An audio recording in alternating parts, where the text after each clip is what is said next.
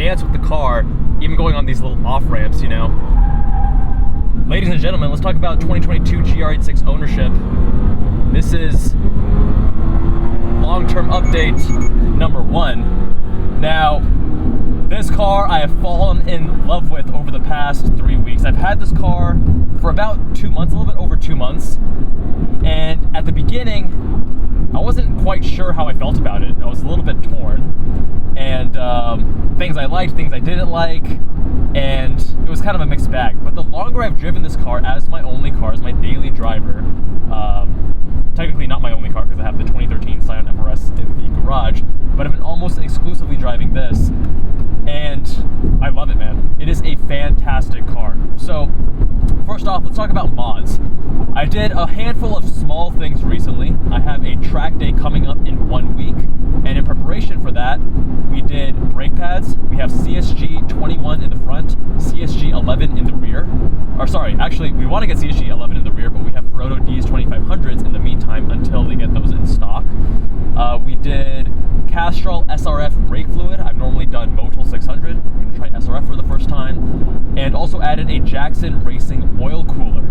So keeping it pretty stock for this first track day, even the stock primacy tires, because I want to see how the car handles, right, stock, before adding modifications, so that I can appreciate what those modifications are and tell you guys, my viewers, what mods I recommend, how we're changing the car, etc. The first thing I want to do after this track day is actually camber bolts to get more negative camber in the front to reduce understeer at turn-in.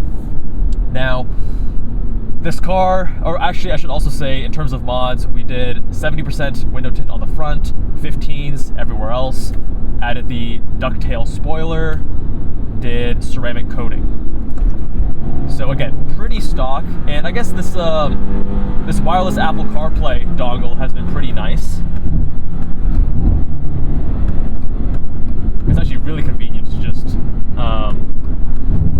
take my phone, put it right there on that wireless Apple charger. It charges and connects to the Apple CarPlay. It's fantastic. You guys can find a link to that down in the description as always. But these primacy tires make this car just so playful, so incredibly playful. You can just dance with the car, even going on these little off ramps, you know. And I love that. It is such a playful chassis. And having these low grip tires with the more powerful engine makes for a blast to drive, truly a blast, because in my first gen, I got 245 PS4s all around, which was because of track days primarily, and I wanted more grip. And I could still kick the tail out, but it was a little bit more like you had to toss it, and it wasn't as playful at lower speeds. But this, with the increased power, increased torque, and the lower grip, is just so fun. Overall, the car, has it lost some of that edge of the first gen? Yes. However, it is still a fantastic sports car, especially if you plan on dailying it, or if you plan on driving it, you know, more than just on the weekends.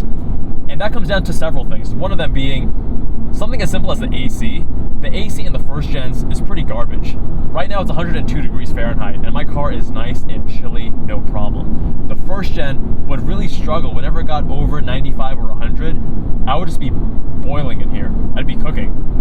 Wasn't fun. Even the steering wheel, like the soft texture it's nice, I'm not gonna lie. Like, these small things make for a more pleasant daily driving experience. The NVH is far reduced. I can listen to podcasts, I can listen to music on the highway and not blow out my eardrums. Now, another thing that bothered me at the beginning when I first got this car was the steering. And I still prefer the first gen steering, but I'm at least used to the second gen now, where it doesn't bother me as much. When I first got the car, I thought I made a mistake because the steering bothered me that much. It was super light in the middle, and it would weight up when you turned beyond.